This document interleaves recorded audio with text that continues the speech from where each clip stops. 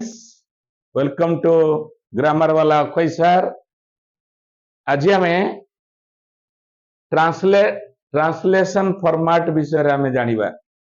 प्रथम पिला माने ट्रांसलेशन करिया पाई बहुत असुविधार सम्मुखीन होउचंती।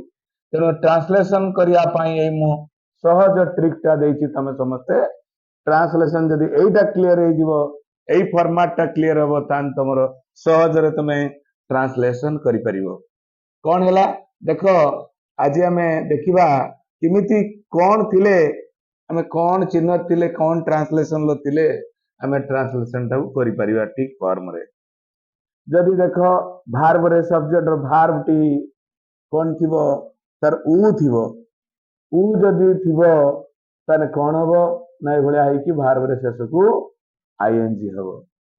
प्रोग्रेसिव फॉर्म जदि ई थाए ए भलिया जदि छ रे हला प्रेजेंट टेंस, ल रे हला पास्ट टेंस, ब रे हला फ्यूचर टेंस, ताने ए ई थिले ए भलिया तीनटा फॉर्म रो बसी कि भार्ब रे V3 हो परफेक्ट फॉर्म।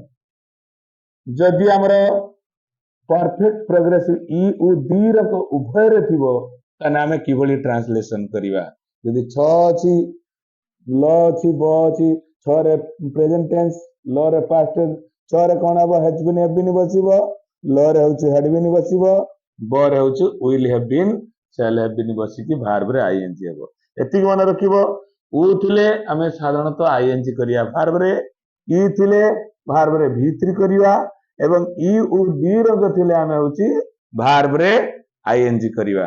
आउ प्रेजेंट थिले छ, पास्ट टेंस रे थिले ल, आउ फ्यूचर रे थिले ब। एतिकी एई स्ट्रक्चर अनुसार तमे काम करिवो। सहज रे तुमको ट्रांसलेशन लागिवो, कष्ट लागिवनी। जत्ते नॉर्मल पिला हेले भी सहज रे ट्रांसलेशन ता करि परबे। Thank you.